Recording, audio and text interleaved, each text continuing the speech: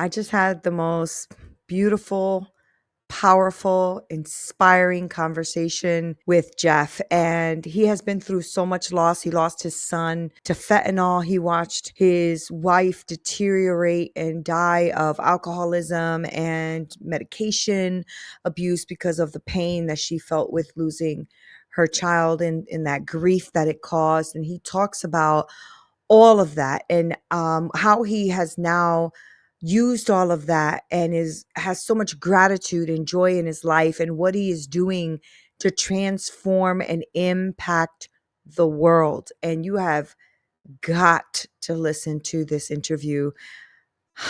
It was so good, so inspiring. All right, here we go.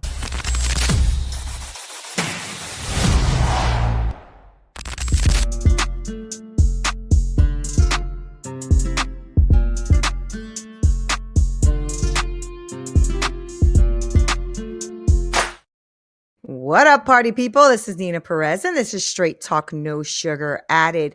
You know, I was really looking forward to this conversation today with Jeffrey because we're going to be talking about some really cool things. Now, Jeffrey is somebody who's really inspired me in the last conversation we had, and I just got my hands on his book, so I'm looking forward to cracking that open and taking a dive into that. Now, he took unimaginable tragedy and he turned it into a mission that is saving lives. And Jeff really is. He was into successful financial advising. He had a thriving wealth. He was with a thriving wealth management firm. And in 2016, everything changed. And when he and I were talking about a week ago or so, he was telling me about his 23-year-old son, Seth, who died of fentanyl poisoning. And all of that tragedy and all these things that have happened in his life, which we're going to dive into. Jeff took this and started to create a purpose, and he launched a project called a Living Undeterred Project. He wrote a book. The book, we're going to talk about that. We're going to dive into that. And he just didn't stop there. He doubled down. And today he is really channeling all of that, what could be pain and tragedy and all that, into hope for others with Bryton. And I want to talk to you about that, Jeff, because that's pretty powerful what you're doing. And so I know that I gave a little intro of you, but I do want to, I want my audience to get to love you as much as I do. So tell us a little bit more about who you are, Jeffrey. Yeah, I live in Cedar Rapids. Well, first of all, thank you, Nina, for this Absolutely wonderful, wonderful opportunity. I live in the heartland of America, flyover state, Iowa, not Idaho, like not potatoes, corn and beans. My whole life, but I'd say I grew up in the Leave It to Beaver household, 3 brothers, loving mom and dad, great grandparents, just great opportunity, not by any, imagination, a tragic childhood or a tough upbringing. I was pretty coddled, pretty fortunate to be in the environment. That's awesome. As I like love to that. say, the birth lottery, and, like life does, you live long enough, things pop up. And in my case, it kind of really started initially unraveling, I like to say, but I think I've reframed that now to be more opportunistic and not like a punishment. But at age 50s, when things really started to shake me, I guess, and detour me from what I thought was the illusion of success, the trappings of chasing something that was trying to fill a void that apparently there was something missing. That now, as I'm older, I can reflect back and I can see some of these things. But yeah, I mean, through tragedy, and I really don't like the word tragedy because that to me, I don't think that identifies my story. But I like to share the story with the simple purpose, and we talked about this, Nina, that being vulnerable. I mean, it's kind of a catchphrase right now. Being vulnerable is like a superpower and stuff. Yeah, in a way, but it can be. I think you can have toxic vulnerability as well, and like toxic positivity, the same thing. And I catch myself sometimes saying, "You're oversharing, Jeff. You say you're not looking for sympathy and pity, but the way you present yourself, it sounds like you are." So now I'm evolving. In my evolution, I'm evolving that as well. But wow. I feel very grateful to be in this opportunity to share what occurred in my life from age 50 to 55 and now up to 59, which I am today, which I am now. And hopefully someone can hear the story, gravitate to the areas of the story that fill them up with hope and love. And then parts of the story they can't relate to, that's okay. I can't relate to your story fully. And I don't think that's the purpose of sharing stories, is trying to get everyone to understand. It's more of just, you're going to pick out things in my story that gravitate and that can inspire you to become a better human. And that is the power of vulnerability right Yeah. there. Yeah. Yeah. And I think it's also where people connect, right? Mm-hmm. Because you're right. I think vulnerability has become like this big catchword, and everybody's Mm-hmm. trying to use it to get like the next person on their, coaching Right. program or Right. whatever it Right. is, right? Yep. But Yep. it's true. There's something to be said about that. And there's also something to be said about being authentically vulnerable. Mm. I never heard the term toxic vulnerability though. Mm-hmm. That caught my ear. I'm like, oh, wait a minute. Let's dig into that. But I wanted to talk to you a little bit about your journey. I Mm-hmm. want people to connect with that, right? Because Mm-hmm. you've been through quite a bit of loss, and a lot of people have not been through the type of loss that you've Mm-hmm. been through. And I wanted you to take us back to the moment where you feel like these things changed. And I know last time you and I spoke about Seth, we spoke about Mm-hmm. where you think the genesis of some of those Mm-hmm. struggles began with him. And I wanted to talk to you about that. And like what was that moment you think that everything changed for Seth? And what did the seasons of your life teach you about all of that? The grief, the pain, the purpose, what you didn't see or seen, that kind of stuff. Hmm. A lot there to unpack. Mhm. I'll step back in time and go back to October 4th, 2016 is that day. Um, that actually today I made a post about death anniversaries that I can talk about a little bit later, about how you can kind of work your way through telling yourself a Mm. different story, because it's a big thing in this space.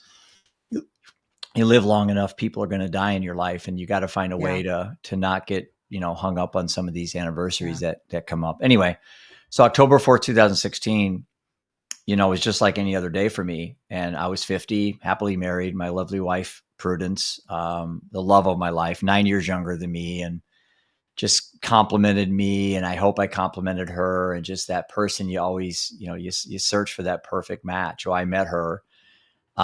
Three boys. Seth was 23 on that year, or on that day. And then Ian was 15 and Roman was 13. I was coaching. I was running a wealth management firm. I had a TV show. I had a radio show. Um, Big house, cars. I'm setting people up for the for the rest of Yeah. the story, because it sounds like, oh, geez, Jeff, you're a lucky dude. It's like, yeah, yeah. I worked my ass off though. I mean, I worked 100 hours a week. Slept in my car, Mhm. building up this investment. It wasn't like I inherited anything. Um, I always felt that there was an abundance of opportunity out there when I was young. I was wide-eyed and bushy-tailed, and I was a risk taker, and all that served me well until it didn't. And on that Mhm. particular day, my phone rang at 6:30 in the morning, and I looked at the number and I recognized it, and I knew that it was probably not going to be a great conversation. Like I expected something bad. And I share that in the book. When you read, you'll see what I'm talking about. And as it turned out, I joined a member of a club that um, almost 40 Americans every hour join this club. Think Wow. about that. As when we're Wow. done with this podcast, 40 people like me are going to get that call, and I got it twice in a 5-year span. And that's too many, Nina. It's too many. One's too For many. real. Yeah. Yeah, one's too many. And I got that call that became that member of that awful club where you're the parent of a deceased child, and he was 23, and it's like he died of fentanyl. I'd never heard of fentanyl. Mm. Um, and obviously I was aware of addiction and substance abuse because I had it myself. I was an alcoholic and a gambler for many years, so I was aware of that. But what was fentanyl? I didn't know what that was, and but at that particular moment, a lot happened on that day. I had to tell my wife, obviously, our son was dead. And then I also had to tell the two boys, Ian and Roman. And that was a very pivotal part of what became even the name of my nonprofit, the Choices Network, and about the two roads parallel, and about the or always presented opportunities to go down what I like to call the better road or the bitter road. And Mhm. that's no matter if you have a healthy, unhealthy relationship with eating or lying or pornography or anything that doesn't serve you well. Mhm. You have a choice like every hour, every day. And so I guess I had to present the death of their brother as a way to not only make sure we choose the correct road, but also use it as an opportunity to inspire and motivate people Mhm. that this moment didn't have to be the unwinding of our family. It could have been the beginning of something beautiful. Now I say that with the benefit of hindsight, Nina, I was just gonna ask that because it if didn't that was work just, out. It didn't start off that yeah, way. yeah. I was gonna ask you if that's how you really took it that moment. No. Um, right. Mm-mm. No. Mhm. I had to show strength to my family, right? Mhm. Because I'm the sounds sexist, but I'm the proverbial man of the house, and it's Yeah. like captain of my ship. And my wife, we both played our roles very well. I was the proverbial provider. She stayed and took care of the family and took care of the dentist and the vet visits and all the things that allowed me to go run my company. And Mhm. again, it worked well in our family. And sometimes you say that to the wrong person, you upset people, but it's like the reality is it was going well. My wife enjoyed her role. I enjoyed my role. Seemed like things were going good, but there was cracks in the foundation. My alcoholism had, 32 years. I was a high functioning alcoholic. I mean, I think I'm a competitor type A type person. And to me, addiction was just another competitive challenge. Like, Mhm. this thing can't beat me. Casinos can't beat me. It's like, and again, all these things serve you fine until they don't. And on that Right. day was the very first like awakening I had that, hey, Jeff, you're not as king as you think you are. You're not as important as you think you are. And just to show you, I'm going to take your son. Mm-mm. And as an agnostic, as a non-believer, that dialogue was difficult to have because like, who took my son? Like, why? Yeah. It's Yeah. like Yeah. I don't believe in God, so I couldn't blame it on God. I certainly I'm spiritual. I'm highly spiritual. Um, but if there was a source or a higher power, like why why me? It's like, what did I do? And that's the story I told myself Mm-mm. early on.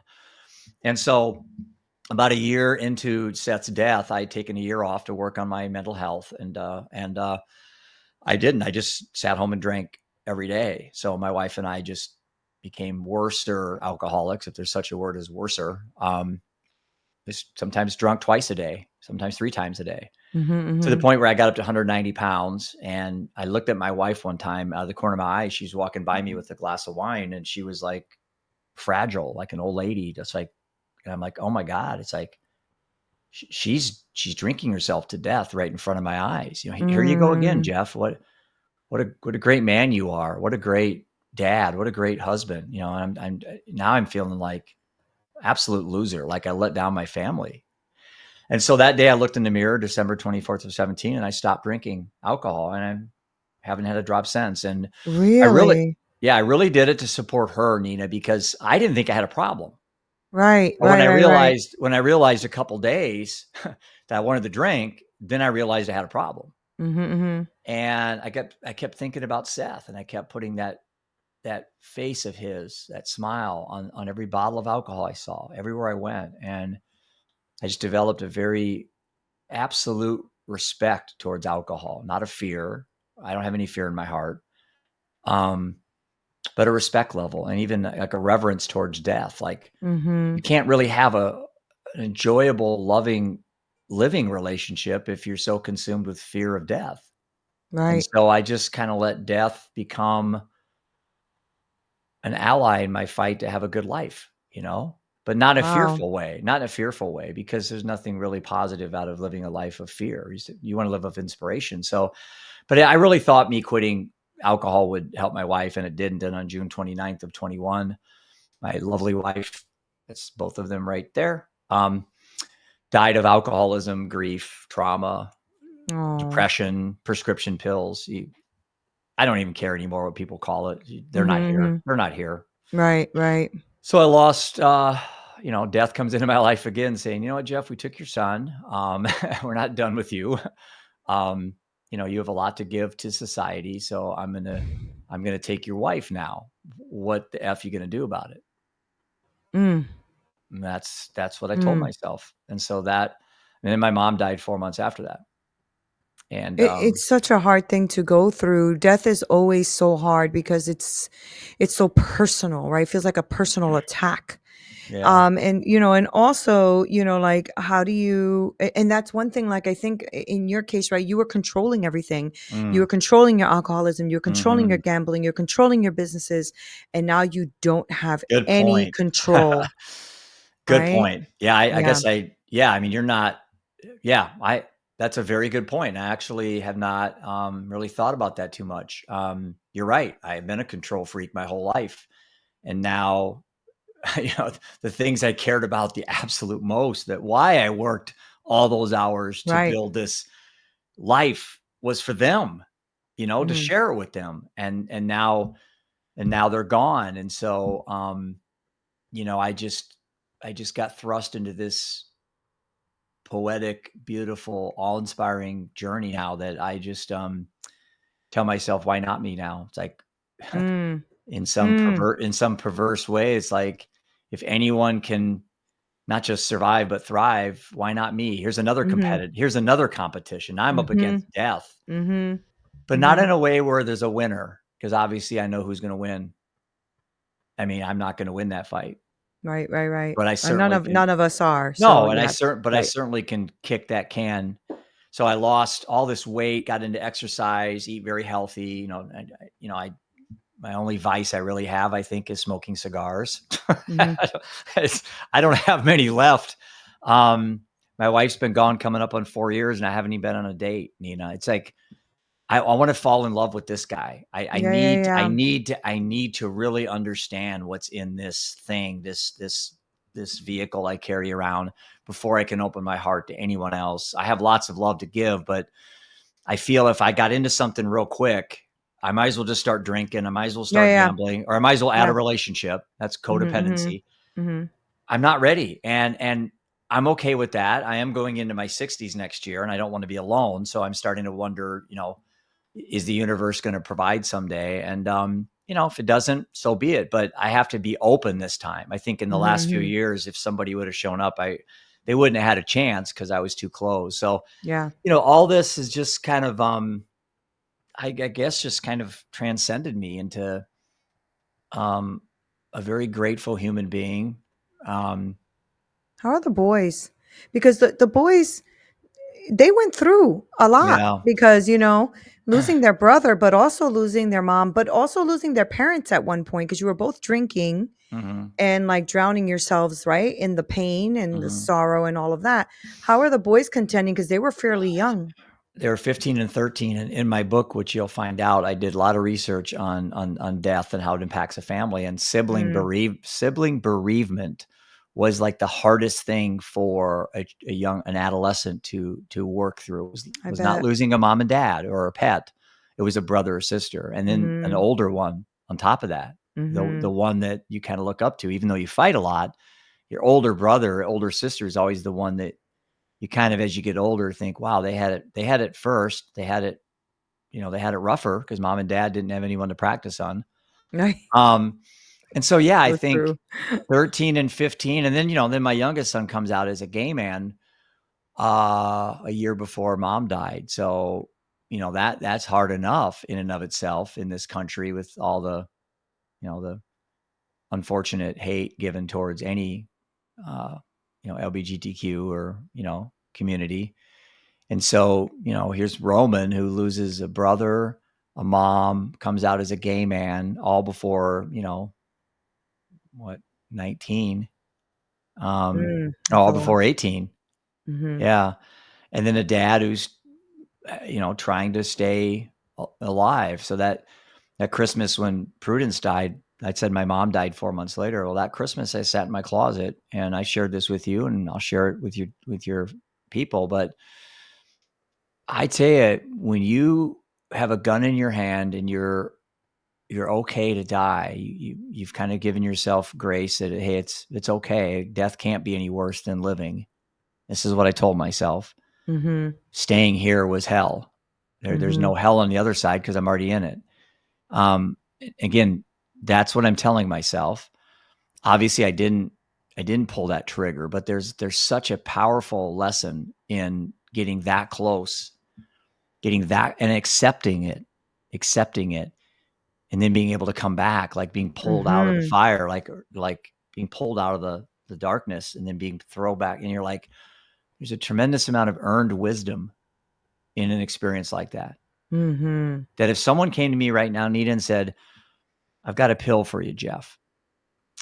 I can't bring back Seth and Prudence, but the moment they died, every moment of anguish, pain, torture, doubt, suffering, I can erase that from your memory. Would you take this pill? I'd say no. Mm-hmm. No. Yeah. If you're not Yeah. bringing him back, I want to take everything that came with it because it made Mm-hmm. me a better human being. Right. Right. And that's a fact. And I think anyone listening that's been through that journey, I don't want the cause of it, but it it's like I think I talked to you the other day. It's like, the worst the worst cry you've ever had, or the hardest gym experience when you're in the gym and you don't want to go and you keep going one extra set or one extra mile. When have you ever felt worse? Yeah. Yeah. Yeah. It's like Yeah. it's not possible. It's not possible to cry the worst cry, the hardest cry ever. It's simply not possible when you're done to feel worse. Yeah. Yeah. I don't know how it can be, because the purpose of crying is to get all that out of you. Right. Right. Right. That's why, if there is a creator, that's why he gave us the ability to cry, was to like Mm-hmm. restart the engine, like reboot, like recalibrate. That's what crying is. Right. It's a So release. yeah, it is. It is. And so, Mm-hmm. and for some people it's going to church, some people it's reading or doing a podcast or whatever. And my job, I guess, or my obligation isn't to tell you what works for me, but more to just give you more arrows in the quiver, more ability to say, hey, Jeff meditates, I'm going to try it. Or Jeff doesn't drink, I'm going to try it. Or, and I think that's the journey of the storytelling that's going on with your Yeah. podcast and what I do. We both are very similar initiatives, because what is a podcast, Nina? It's just, Right. it's It's to each sharing. other's. Yeah. Exactly. And Exactly. it's trying to help, not help, but trying to support what you're doing. I'm the guest, so the attention's on me today. But when I resurrect my podcast, I'd love to get you on and hear the I why love that. behind, to hear the why behind Straight Talk and what got you into podcasting and what you benefit from it. It's like, that's the most value I get from anything I listen to, is just a really good conversation. Like Mm-hmm. I try to think of, if somebody stumbled across the water cooler, and for young people, they don't know what a water cooler is, but, and all of a sudden Nina and Jeff are talking in some room and you're like, okay, I'm going to listen around the corner. It's like, wow, Mm-hmm. that's the conversations I like to have. Yeah. Me too. Right. Me too. Yeah. Yeah. That's What, what I like. what? Okay. You're in that closet. You have the gun. Yeah. I've tried to commit suicide when I was younger, so I Yeah. get that moment. Yeah. I want to know what the moment was for you. What got you out of the closet? Hmm. What got you out of the closet? Well, since this is a straight talk podcast, you want me to be honest? Yes. My expensive suits are hanging up behind me on the wall. Mm-hmm. That's petty. I didn't want to damage the suits, and I didn't want my boys to have to clean up anything. That Mm-hmm. was my thought, is Mm-hmm. I want to just go out in the woods or something where I don't leave a It's mess. so interesting. Yeah. It's so interesting because I Something feel as like dumb as yeah. expensive suits kept me And alive. it's not even yeah, and that's the thing. It's not even dumb. It's something that you valued, right? Yeah. Because you valued it enough. It's so see, I believe I in have to God, laugh right? about it So now, because yeah, it is yeah, actually, in hindsight now, it worked. Right, that's what I'm I'm saying. here. Like, I Yeah. do believe in God, so I believe Yeah. sometimes he will utilize the things that we Well, find thank him if strange, he did. stupid If he did, I strange appreciate or it. stupid or ridiculous, because it is the silly things that we may value at that moment, right? And Yeah. it's really just a shift in perspective at that second, like, Right. "Oh, I don't wanna dirty the suit," It and it distracted literally me for just a shifts second. exactly, that's what I'm saying, Yeah. it distracted you for as long as it needed because 'cause you're here today, Mhm. right?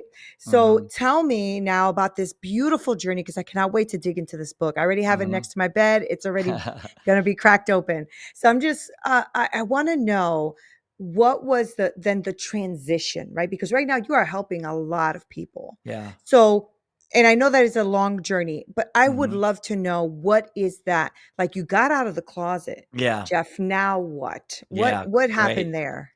Great question, because I don't remember that weekend. I know I broke my phone, I broke my computer. I didn't want any I was the most lonely human being in existence. Mm, Um, but I knew I wasn't alone. I was lonely, but not alone. I get that That's the 100%. dichotomy. Yeah, Yeah. yeah. And I didn't want to talk to anybody because I just needed to sit in my shit. Yeah, yeah.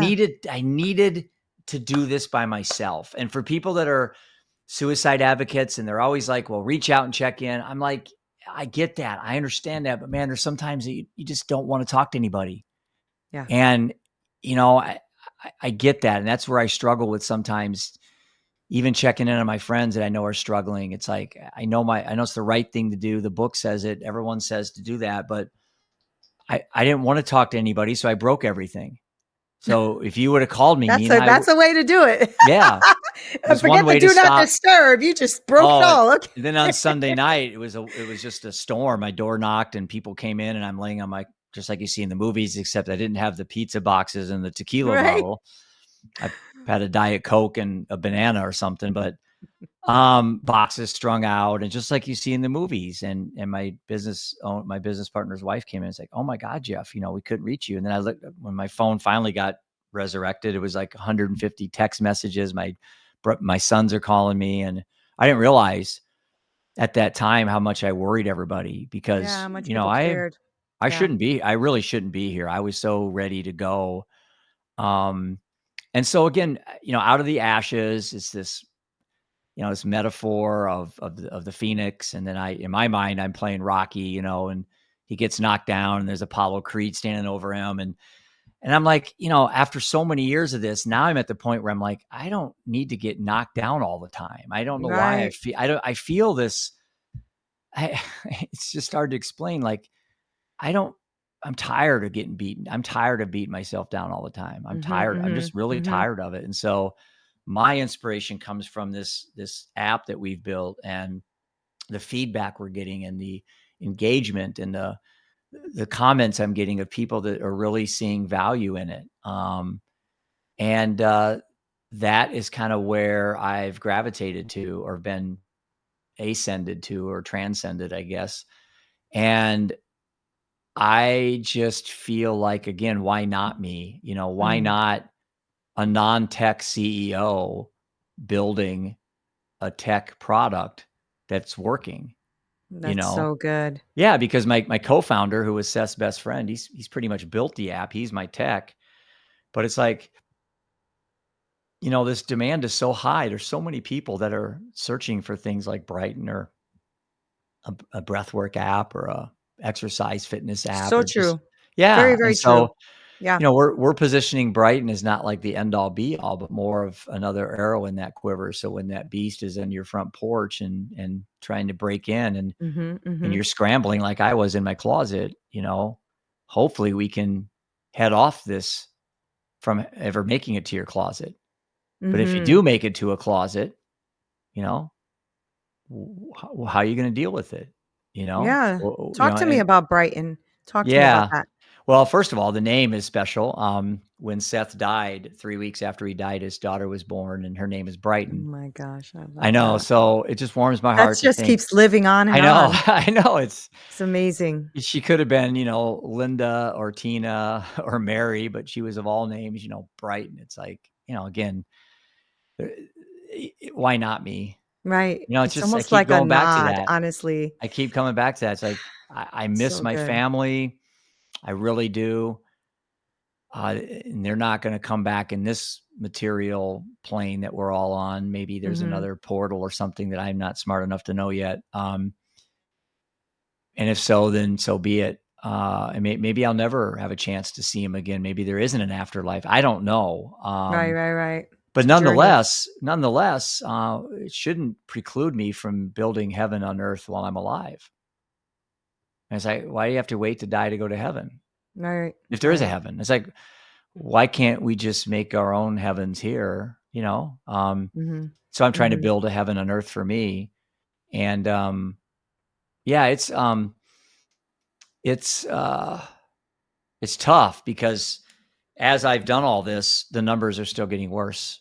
There's more deaths, more overdoses, Yeah. more Yeah. depression, more labels, and it's like it's almost a futile effort in a way. But I'm sure it feels that way, but not to the person you're helping. right, right, Mhm. and at the end of the day, there's one person that's helped more than anybody else. It's me. Right, I right. mean, I, this is I don't go to therapy. I don't take any prescriptions. This What is does my Bryton do? Tell us about Bryton. What does it do? Yeah, so Bryton, took the idea of financial planning, so having a plan for your finances makes Mhm. sense. We don't have a plan for our mental wellness. Mhm. We have things that we do to prevent fires, or to put out a fire that's already started. And you have things like breath work and meditation, but Mhm. it ultimately just becomes a game of whack-a-mole.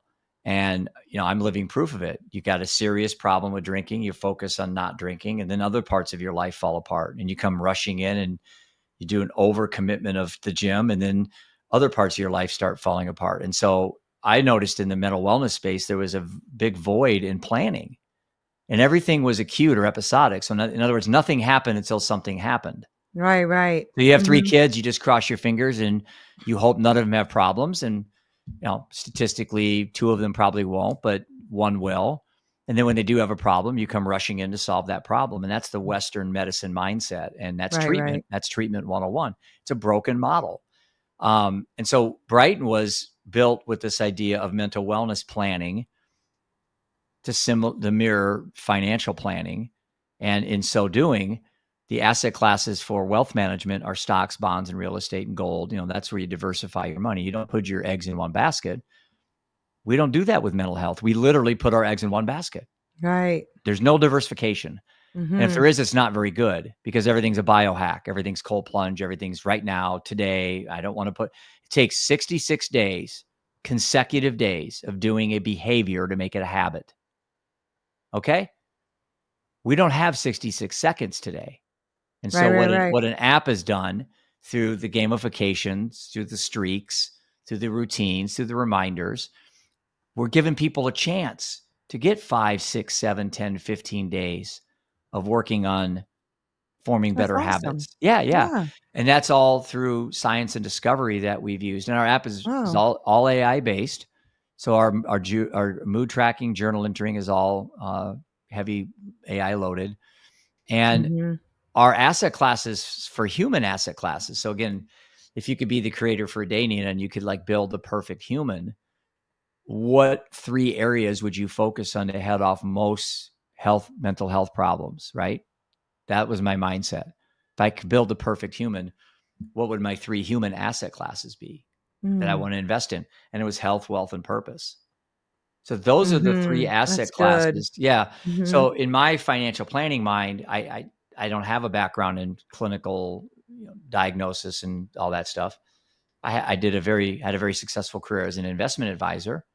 So what could I use in my journey there to transfer over to mental wellness? And for me, it was Yeah. planning. It was planning and it was diversification, which fortunately for the app, there was a big market for that because nobody was doing it. There's not an app on Right. the planet that's got health, wealth, and purpose as the only 3 tenets of optimal mental Mhm, wellness. mhm, mhm. Right. That's why you needed to do it, Yeah. right? Why Yeah, not me? because Yeah. why not you? Exactly, and also the fact that, you can utilize all of your skills and expertise and wisdom and all the things that you already had in your back pocket, if you will, Mhm. to then kind of correlate that with the tragedy and the stuff that you've gone through to create something for that next person and the next generation.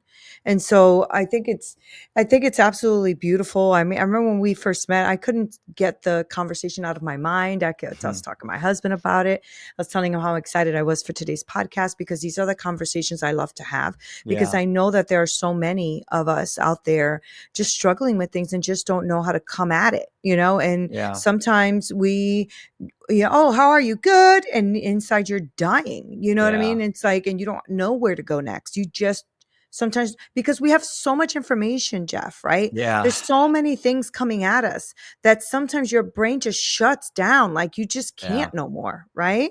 I I love that you're doing this. Yeah, I it got me thinking about, you talk about, like, information overload, and I kinda throw that up there with all these quick hacks and stuff. It's like, if you go back to your own life, and if you wanna try to improve your life, I think you just have to understand that you gotta put the work in. Yeah. You've got to put the work in, and Yes. there is no hack, there's no pill, there's nothing you're gonna do Yeah. to get to where you wanna go, and I don't think I think I think there's a false sense of or a an illusion, I guess, of what happiness is, and I don't think our objective at Brighton is to make people happy. Mm-hmm. I can You can do that with cocaine. Right.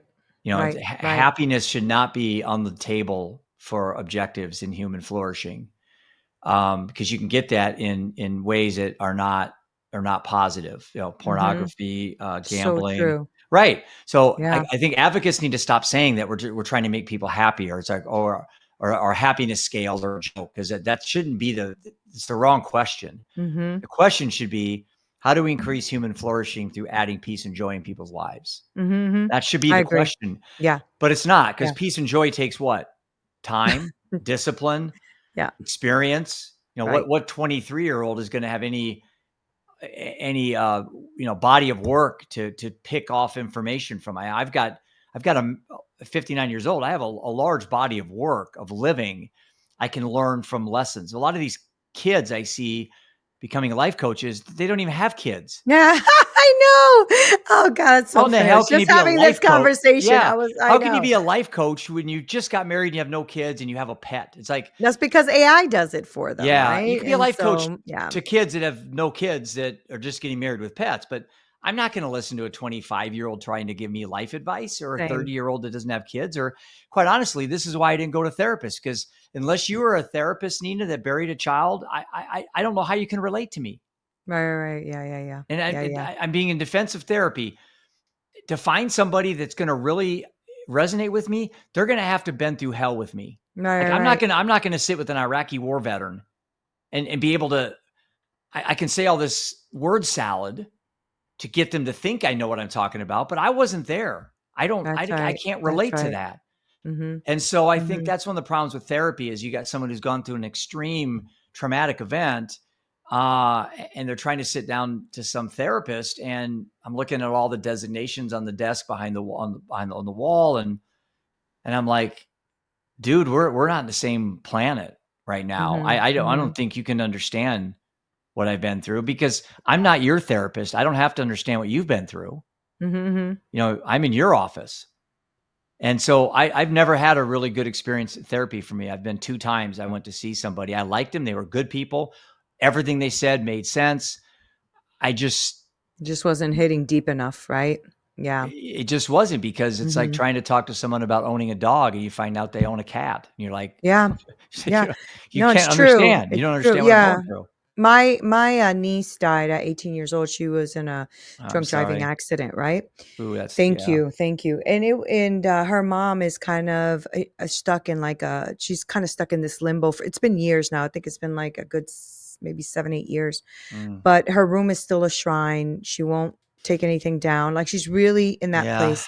And I remember when the first time she laughed, we were like over there for Thanksgiving and she laughed and then she stopped and she pulled me to the side. She goes, Nina, I just laughed. I said, okay. She goes, I don't think I have permission to laugh. I don't think I have the right Mm, to laugh. And I just hugged her because I just want to give her a hug right now. right, Yeah. I've never lost a Yeah. child. Never do I want that Yeah. feeling, But man, Jeff, you can you laugh. know? You can Yeah, laugh. that's what I said. I said, "You can Yeah. laugh." And I know if she was here, she would laugh because she was hilarious. My Yeah. niece was hilarious. But I'm Yeah. like, it's okay. It's okay to laugh. But it's that, Jeff, right? I feel what you're saying because I didn't have the words either to kind of, Yeah. coach her through that, Right. All I could do was love on her, laugh with Yeah. her, hug on her. That's all I could do, right? And And that's all so, anyone yeah. can do. Right, right. Right. And I'm just saying that your body of work is so important because unfortunately, we have way too many young people dying Mhm. of fentanyl and Mhm. suicide and drug addiction and all of Mhm. these things, right? Unfortunately. Mhm. And your app, is it geared towards the younger generation? Is it geared towards people who have had tragic loss? Who is it particularly geared towards? Great. Another great question. You're full of great questions. Thank you. Uh, um, initially, Gen Z was our market. Mm, Um, but we started running into really barriers at schools, at colleges and high schools.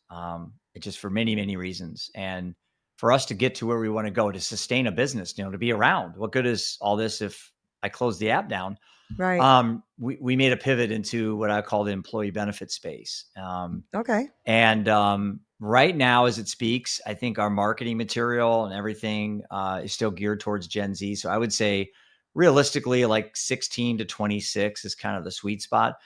But the Mm, numbers that are coming in because of the businesses we're starting to work with, I think right now we have more adults on the app than we do their kids. mhm. And I'm okay with that. It's like, I know in my family, when Seth struggled, we all struggled. Yeah. There could have been something to help me, but the 2 brothers struggled, my wife struggled. I mean, Mhm, everybody mhm. struggled. And so the collateral damage in a family impacts everyone. And so we have a family plan where if mom were to buy the app for their 17-year-old, up to 6 family members can get the app Oh, as wow. well for free. So I was a big believer when we were developing this that we need to bring in the whole family and you don't have to have death and destruction like I did.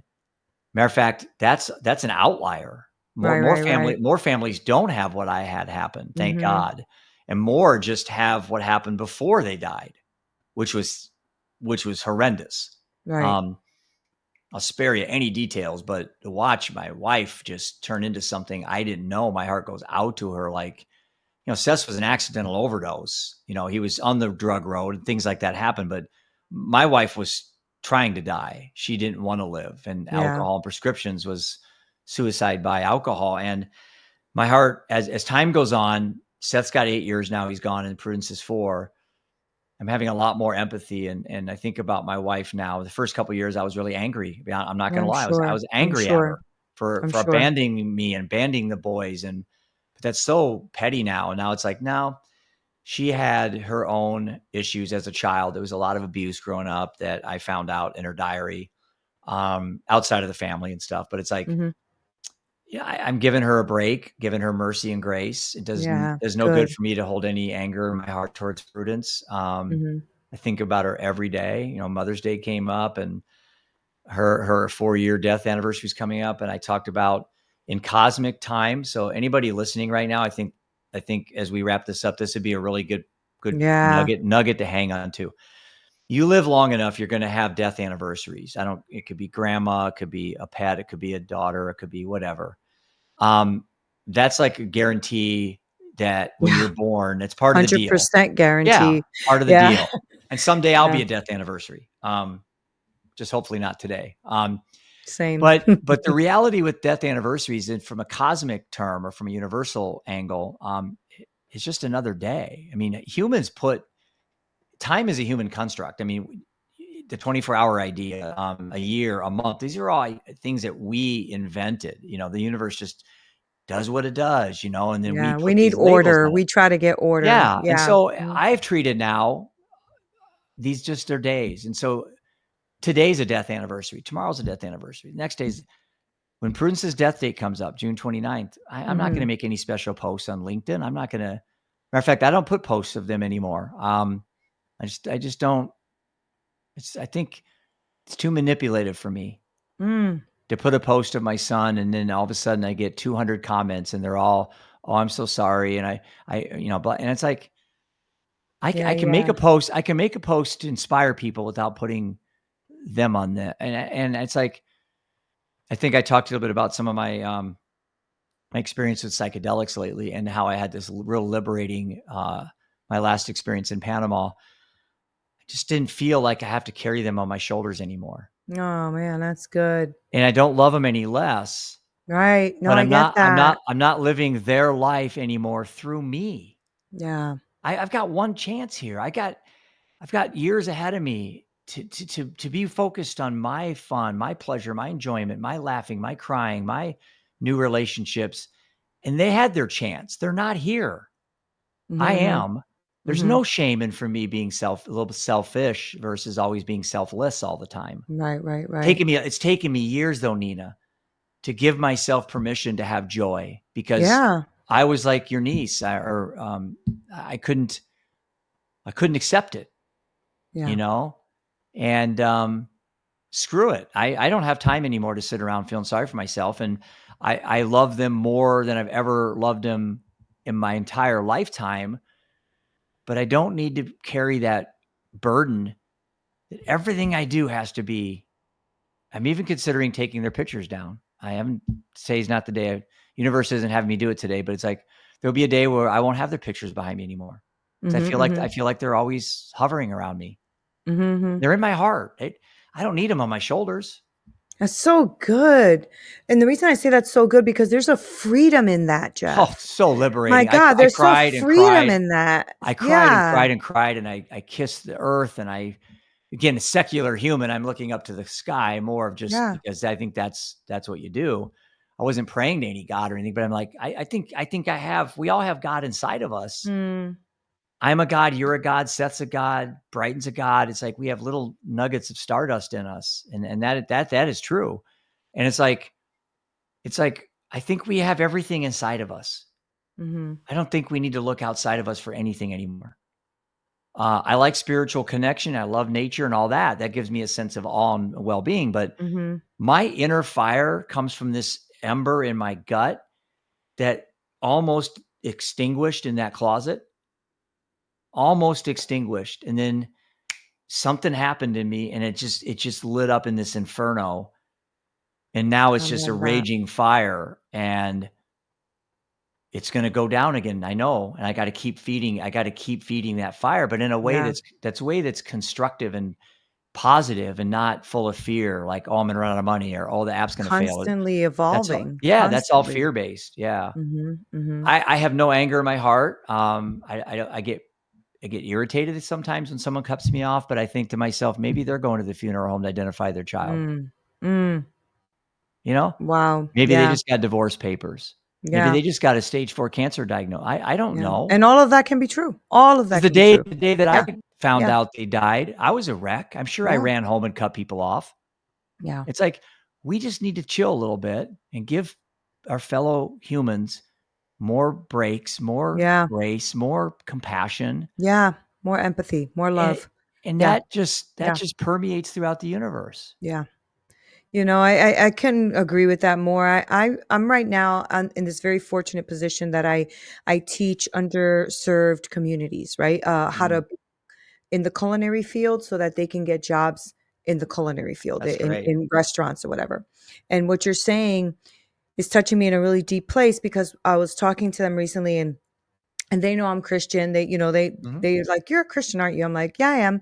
And they're Hmm. like, "Okay." And a lot of them are trans and Yeah. LGBTQ and all that. Yep. And one of the people who are trans comes to me and say, "Can I say something?" And I was like, "Absolutely." Well, I have never felt more safe to be myself than right now. And your heart just felt so good. My Yeah, heart exploded I know. because I'm a Christian, right? So some Yeah. people just have this really biased look that Christians are all out here, hating on people and all that kind of stuff. And that's not true.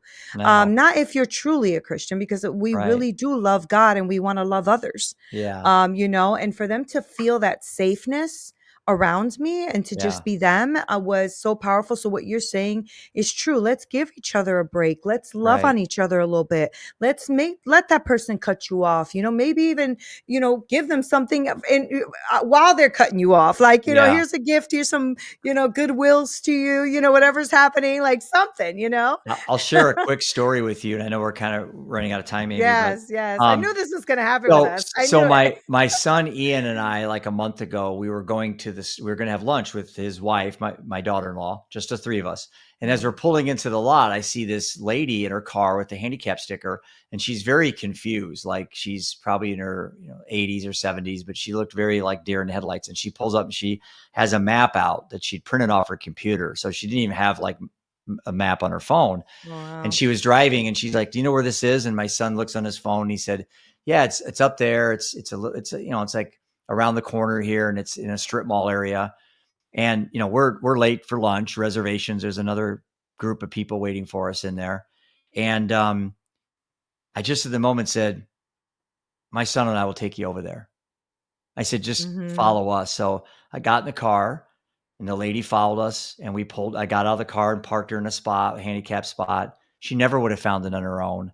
And we're driving back with the Mhm. car. I said, that could have been mom, Ian. That's somebody's mom. That's somebody's Yeah, yeah. grandma. I said, and you I'm know the what? We're same way. 5 minutes late for lunch. Yeah, But if everybody did that on yeah, one day, just take that cart back to the parking lot. Just yeah, help somebody in the aisle when they can't reach something, or in the yeah, airport, or just like if we all did that, yeah. it's free, it's in abundance, and it's right, but we don't. We just don't do it because time is so valuable. And I gonna be late to lunch. I'm like, Yeah, I gotta hurry yeah, but up. we made a Gotta difference make in the that life. money. Yeah, Yeah, we made a yeah. difference in that, and it was like, to me, and it's the first time I've ever shared that because I'm not trying to share it to get anything out of it, but it's No, like, it's good to share though, well, because people, yeah, I think and my that's something son we need saw to that, do. and now he felt good, and I said, "How do you feel right now?" And he goes, "I feel really good, Dad." And I go, "Yeah." Yeah, I I go, love "That's that. what it's about." Ah, I love that so It's much. Yeah, but there's so many stories like that out there that Yeah,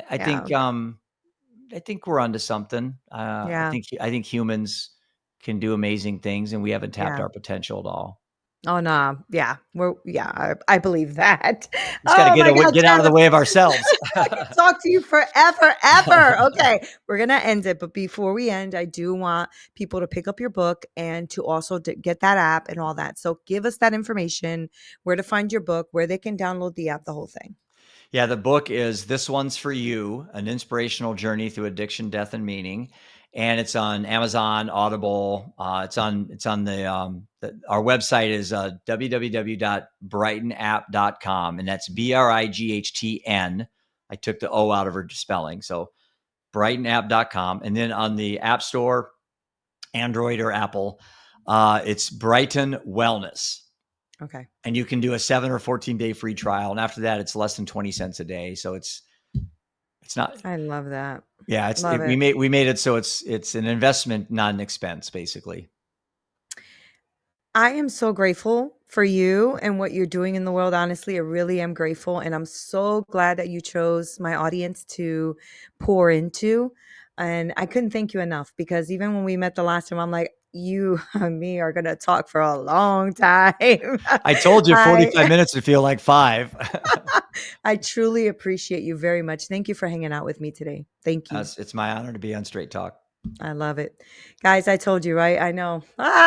I know. Such a beautiful human being. I'm going to make sure to link his information below. I want to make sure you get that. I'm digging into that book starting tonight, so I cannot wait. But I want to make sure that you guys connect with Jeff, connect with the Bryton app. Let's start changing the world, because we can all do that one person at a time, one moment at a time, right? So that we can really start to walk in the purpose that we feel like we're designed to, instead of what the world tells us to do. Maybe there's something deeper, longer, brighter, things in our life that we just haven't even seen yet. So, guys, thank you guys for hanging out with me. I love you so much. This is Nina Perez. Straight talk, no sugar added. Until next time.